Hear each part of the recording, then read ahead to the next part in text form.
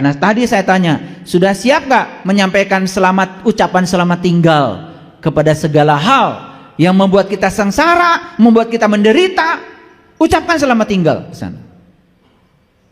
Saya berulang kali mengatakan kalau kita sakit hati hari ini, jelas sakit hati bukan buatan orang. Sakit hati karena kita ingin orang lain seperti yang di pikiran kita. Ketika orang lain tidak sesuai yang kita pikirkan, maka kita sakit hati. Jadi sakit hati itu buatan pikiran kita sendiri. Pikiran yang semacam ini yang menciptakan sakit hati, ucapkan selamat tinggal. Berani? Itu. Makanya ngaji itu harus seperti kita ada di danau yang tenang. Jangan seperti tinggal di air terjun yang gemuruh. Kalau ada air terjun yang gemuruh, coba perhatikan, dasarnya itu nggak kelihatan. Gak kelihatan. Nah, ngaji itu harus seperti kita tinggal di danau yang tenang, telaga yang tenang. Begitu tenang, maka dasarnya kelihatan. Kenapa selama ini kita tidak bisa melihat dasarnya? Karena pikiran kita gemuruh seperti air terjun, gak jelas, tidak hening, tidak bening. Itu yang membuat kita jadi selalu ewuh pakewuh, ewuh pakewuh, riweuh.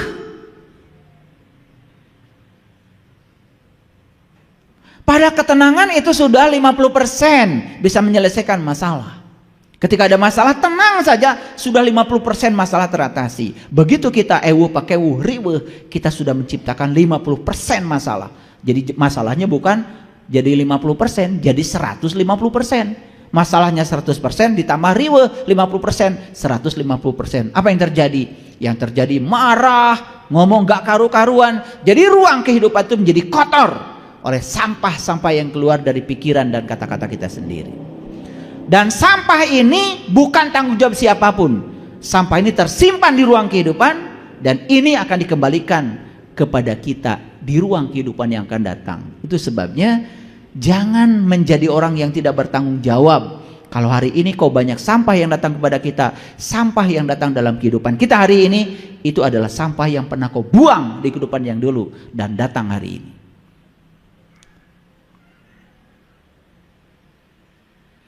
Jadi sebetulnya kita ini hanya sedang diajarkan belajar bertanggung jawab dengan kehidupan. Karena tidak ada yang membuat apapun dalam kehidupan kecuali kita sendiri. Yuk belajar bertanggung jawab. Baik, kita baca ayat ini. A'udzubillahi minasyaitonirrajim. Bismillahirrahmanirrahim. Ini Quran surat Al-Baqarah ayat 257. Mari kita baca perlahan-lahan ya. Saya akan bacakan ya bahasa Arabnya. Dan nanti kita lihat ya terjemahannya secara cermat. Maka disinilah pentingnya kita menguasai bahasa. Allahu waliyul ladzina amanu. Allah adalah pemimpin orang yang beriman. Siapa orang beriman? Nabi Muhammad mengatakan iman itu adalah tasdikun bil qalbi. Pembenaran oleh kolbu. Kapan kolbu bisa membenarkan? Kalau kolbunya sudah terbuka. Tutup semua mata kalian sekarang. Tutup. Jangan bohong sama saya. Tutup semuanya. Di tangan saya ada apa? Di tangan kanan saya. Bisa jawab? Ulangi. Di tangan kanan saya ada apa? Bisa jawab? Buka matanya. Bisa jawab sekarang? Oke. Sederhana. Begitu mata ini yang lahir tertutup, kita tidak melihat apapun. Begitu mata yang lahirnya dibuka, kita juga bisa melihat. Kita punya dua mata loh. Maka di Quran dikatakan, aku telah memberikan kepada kamu dua penglihatan. Satu penglihatan lahir, yang kedua penglihatan batin. Selama ini penglihatan kita cuman yang lahir saja, yang batinnya tidak pernah dibuka. Merem terus tuh kelopak mata batinnya. Akibatnya apa? Selalu salah proyeksi, salah persepsi. Makanya tasdikun bil qalbi itu artinya adalah pembenaran oleh kolbu. Tadi bisa membenarkan di tangan saya ada HP pada saat mata tertutup atau mata terbuka? Ulangi, bisa membenarkan di tangan saya ada HP pada saat mata tertutup atau terbuka? Terbuka. Saat tertutup bisa membenarkan? Clear? Oke, itu baru urusan lahir. Sekarang bagaimana kita bisa membenarkan dengan kolbu? Tasdikun bil kolbi, kalau penglihatan kolbunya masih merem. Ilustrasi yang saya sampaikan tadi semoga bisa memberikan gambaran. Paham? Nah, ini kata Allah, Allahu waliyul ladina amanu. Allah pemimpin orang yang beriman. Jadi kalau orang sudah beriman, sudah tasdikun bil qalbi wa ikrarun bil lisan wal amalun bil arkan, hidupnya itu sudah jelas pemimpinnya adalah Allah. Kalau dipimpin oleh Allah, mungkin nggak ada kesalahan? Nggak mungkin. Jadi kalau begitu, kenapa selama ini kita ngaku-ngaku pemimpinnya Allah, tetapi masih banyak bikin kesalahan? Kan sederhana jawabannya, karena kita belum tasdikun bil qalbi kepada Allah, cuman ngaku doang. Maka di Quran dikatakan wa minan nasi may yaqulu amana billah wa bil yaumil akhir wa ma hum bimumin. Banyak manusia yang mengaku beriman pada Allah dan hari kemudian, padahal sesungguhnya mereka itu bukanlah orang-orang yang beriman. Yukhadi'una allaha wallazina amanu wa ma yakhda'una ila anfusahum wa ma yash'urun. Mereka hendak menipu Allah dan orang yang benar-benar beriman, padahal mereka sesungguhnya menipu dirinya sendiri. Wa ma yash'urun, cuman tidak sadar. Kalau tidak sadar apa artinya tadi? Tidak sadarnya apa? Mati. Jadi kalau begitu kita tanya pada diri kita sekarang, saya ini hidup apa mati? Hidup apa mati? Ngakunya hidup tetapi tidak sadar. Padahal orang yang tidak sadar itu artinya mati.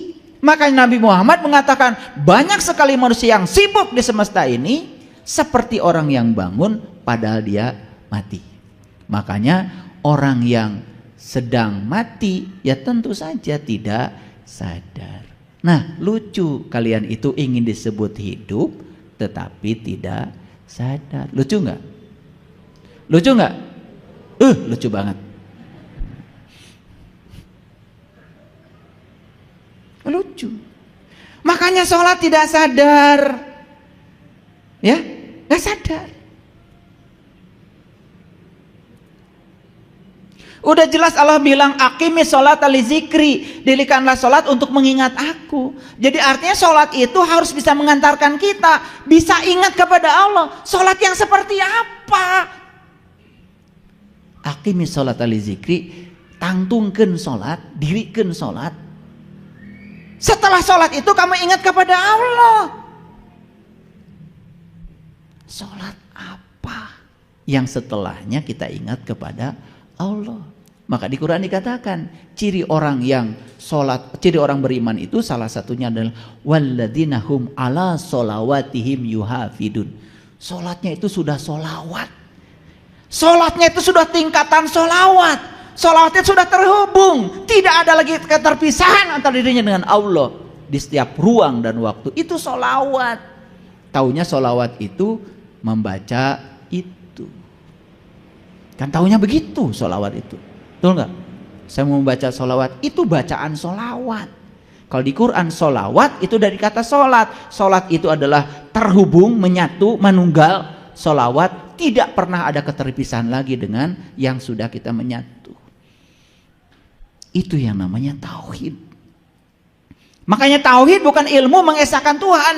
Tauhid itu ilmu supaya mengesah bersama Allah. Sadar setiap saat bahwa Allah bersama kita. Kan Allah bersama kita. Loh, masa nggak sadar kita ngambil kehidupan dari sini, mengabaikan kehidupan ke sini? Betul apa tidak? Duh, harus dengan cara apa lagi saya menjelaskannya? Lanjut. Allahu waliyul ladzina amanu. Allah pemimpin orang yang beriman. Jadi orang yang beriman itu pemimpinnya siapa? Allah. Kalau dipimpin oleh Allah, mungkin nggak salah? Tidak mungkin. Loh, kenapa kita mengaku pemimpinnya Allah, walinya Allah, tetapi masih melakukan kesalahan? Karena kita masih dalam tahap pengakuan kalau pemimpinnya adalah Allah, tapi tidak tasdikun bil qalbi. Imannya itu tidak sampai isbat al yakin, tidak sampai pada isbatul yakin. Makanya iman ada 4 tingkatan kan? Ada ilmul yakin, itu tahap knowledge. Ada ainul yakin, sudah bisa melihat, menyaksikan. Ada lagi hakul yakin. Wah, itu udah dalam. Puncaknya iman adalah isbat al yakin. Kita harus sampai ke situ. Jangan cuma, oh, tadi ada kecelakaan. Di mana? Di jalan tol. Kata siapa? Kata koran. Itu namanya ilmu yakin. Begitu baca di koran, oh ada gambarnya. Itu ainul yakin. Saat kejadian itu terjadi, ada di situ kita menyaksikan. Itu hakul yakin. Isbatul yakin, yang celakanya juga kita. Itu isbatul yakin begitu. Paham? Ini udah dikasih penjelasan segini jelasnya. Kalau masih belum jelas tuh saya juga nggak ngerti mesti gimana cara menjelaskan. Saya cuma khawatir saja kajian saya itu terlalu jelas dan menyebabkan kalian jadi tidak jelas. Karena kalau terlalu jelas, bintang juga nggak kelihatan. Makanya supaya kelihatan bintang, makanya harus ada remeng-remeng kan? Bagus kalau gelap, bintang baru kelihatan. Jadi kadang-kadang saya harus nahan supaya tidak terlalu jelas. Khawatir jadi tidak jelas. Saking jelasnya malah jadi tidak jelas. Makanya saya tarik dulu ini, terlalu jelas ini. Gimana? Bisa diteruskan? Senang nggak ngaji gini? Capek nggak? Capek nggak capek, cuma duduk aja. Yang capek kan saya. Ini baru satu kalimat. Allahu waliyul ladzina amanu. Harusnya kalau kita sudah dipimpin oleh Allah, maka tidak mungkin lagi ada yang namanya kesalahan. Nah, kenapa ada kesalahan? Karena kita belum sesungguhnya dipimpin oleh Allah. Kenapa belum dipimpin oleh Allah? Karena kita belum menjadi orang yang iman tasdikun bil qalbi. Sampai sini mengerti? Lanjut. Begitu dipimpin oleh Allah, ada akibat. Akibatnya apa? Yukhrijuhum minad dhulumati ilan nur. Setiap saat itu kita hijrah dari kegelapan kepada cahaya. Jadi kalau kita hijrah terus kepada cahaya, harusnya semakin hari semakin bercahaya. Karena aslinya manusia itu makhluk cahaya. Cuman kita kehilangan kesadaran sebagai makhluk cahaya, lalu cahayanya menjadi redup. Nah, kalau kita terus hijrah minad dzulumati ilan nur, itu hijrah dari kegelapan pada cahaya, harusnya kehidupan kita semakin bercahaya. Dalam cahaya semuanya menjadi kelihatan. Coba, kenapa para sahabat semua bisa lihat saya sekarang? Karena ada cahaya. Kalau tidak ada cahaya nggak bisa lihat. Makanya syarat melihat harus ada cahaya. Tapi cahaya ini, kata Imam Al-Ghazali dalam kitab Mishkatul Anwar, ini cahaya majasi, ini cahaya palsu. Yang harus kita ketahui adalah cahaya di atas cahaya. Itu yang disebut dengan nur ala nur. Itulah diri pribadi kita yang sesungguhnya. Kalau sudah sampai di sana, caang baranang. Bubui bulan, bubui bulan sangrai bentang, panon poe di sasate. Ngerti lagu itu? Tuh, ngaku orang Sunda, nyanyi mah bisa, ngerti henteu. Loba teuing karaokean. Bubui bulan, bukan bulan itu. Bulan sejati yang ada dalam diri. Sampai Nabi Muhammad mengatakan dalam sebuah hadis. Hadisnya seperti ini lengkapnya. Pada saat itu para sahabat Rasulullah sedang melihat bulan purnama.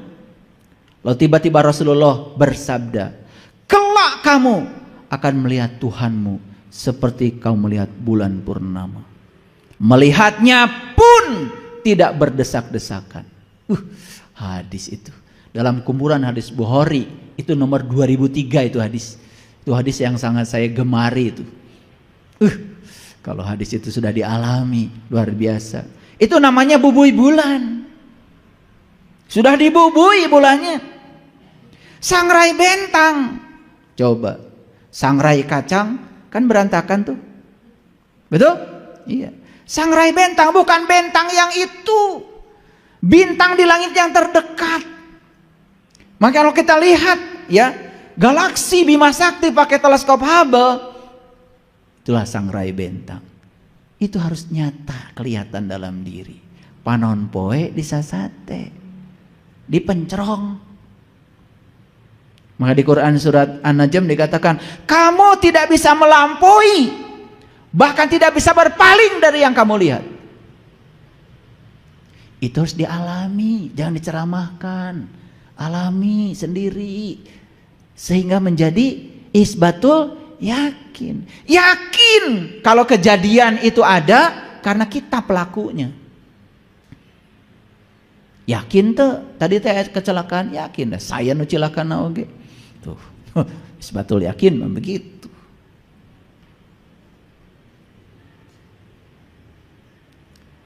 Aduh, kalau sudah tahu sampai di situ luar biasa. Makanya kalau dipimpin oleh Allah selalu yukhrijuhu minadh-dhulumati ilan nur. Jadi hijrah itu bukan ganti baju. Hijrah itu bukan ganti dandanan. Sekarang ini hijrah dipahami ganti baju. Asal bajunya sudah seperti itu hijrah. Kumaha? Hijrah itu tinu poek anu caang. Ari poek keneh marek baju make naon oge tetep bae poek. Kahartos ya teh. Bukan berarti baju tidak penting, bukan tidak penting, tapi itu bukan satu-satunya, itu mah aksesoris luar. Hijrah itu aspek dalamnya dulu. Saya sampai ngomong kenceng gini, sugan kalah hartieun. Sebaliknya wallazina kafaru, orang-orang yang kafaru tahu? Kafir. Orang kafir telain batur. Bukan orang lain yang berbeda keyakinan dengan kita. Kafir itu sudah jadi bahasa Inggris, kafir. Kafir teh tutup. Kan kalian juga tidur pakai bed kafir.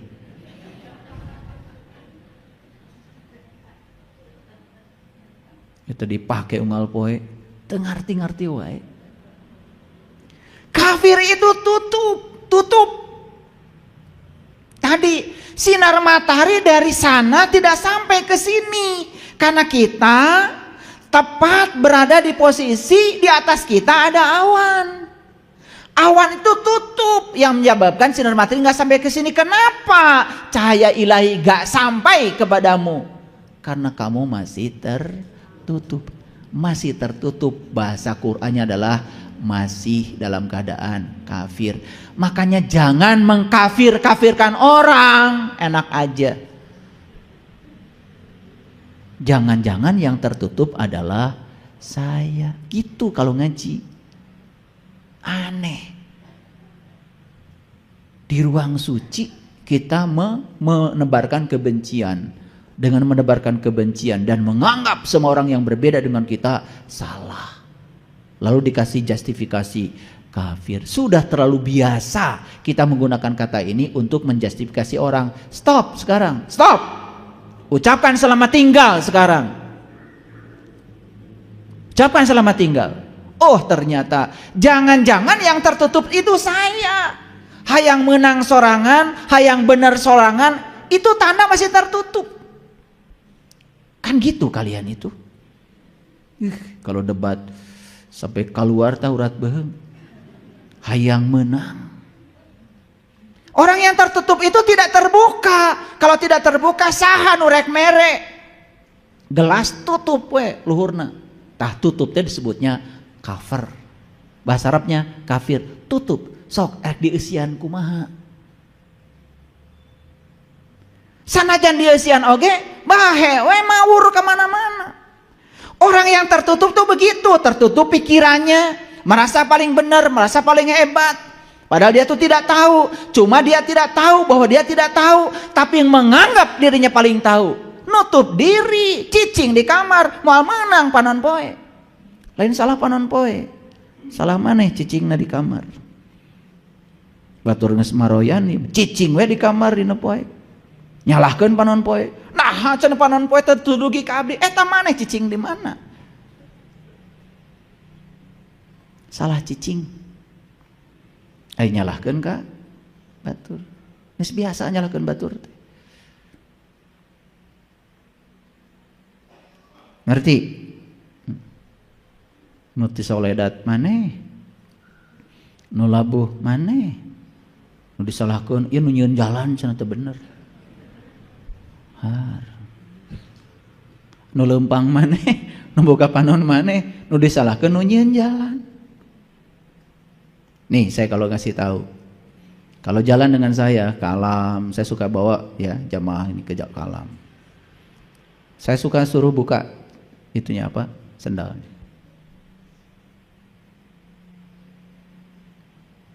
Kalau jalan di alam, kacugak, itu sudah cerminan. Can bener hirupna. Eta ningali tincakeun we can bisa. Da jalan mah salengkah, tingali tincakeun. Da lamun waspada mah eling, waspada. Ya, sadar dan mawas diri, tingali eta tincakeun. Piraku teu katingali. Da lamun katingali mah teu tincakeun salengkah, teu malaweung moal kacugak. Da kacugak teh malaweung. Makanya banyak yang wah katanya lebay katanya. Ayah mah lebay kumaha? Kacugak wae can disebutkeun hirupna teu bener. Eta teh cerminan mun maneh kacugak keneh hirupna ge kacugak keneh. Mung disalahkeun teh. Saya ke alam bawa sama, kalian juga sama, lewat jalan yang sama kan? Dah saya teu kacugak, nah hari maneh kacugak. Betul apa tidak? Ini sederhana. Kalau di rumah ada bunga yang mati, bukan takdir. Teu boga iman. Awas. Wah, masa katanya bunga mati jig-jigigan kanu iman?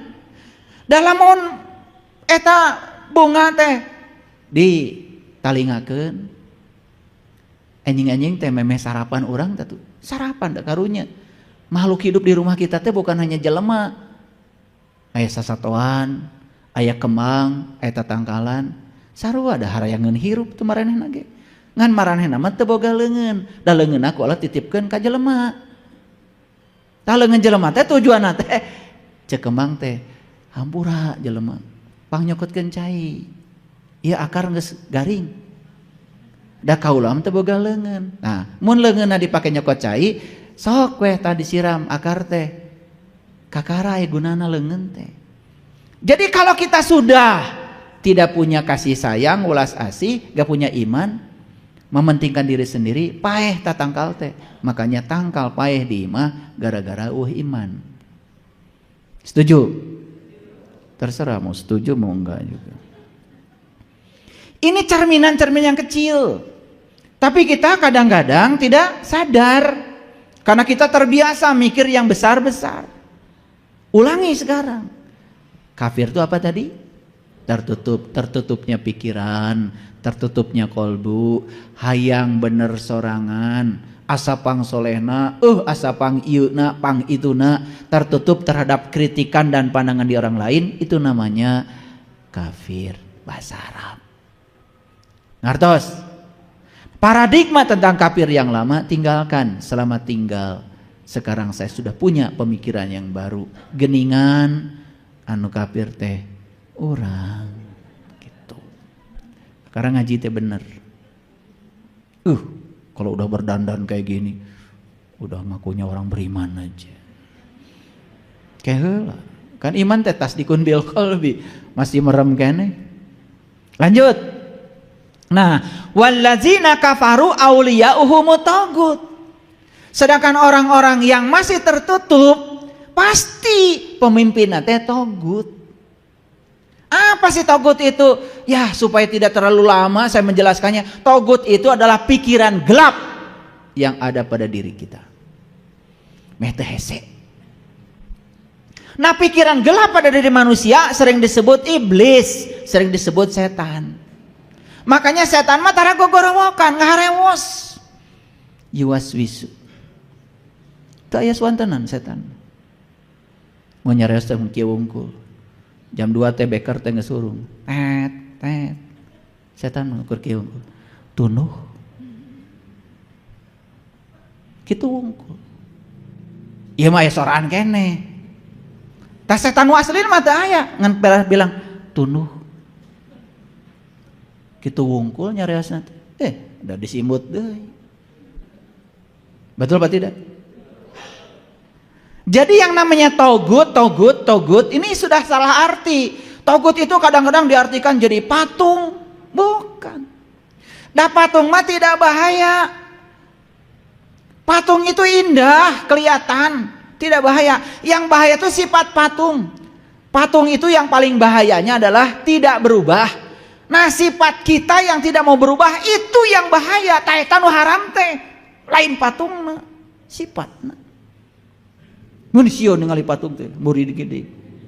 Padahal nu tara robah mah maneh. Tiba heula kitu kahirupan. Betul apa tidak? Iya. Eta ngewa ka jelema tiba heula geus 5 tahun, 10 tahun masih ngewa keneh patung. Terubah-rubah.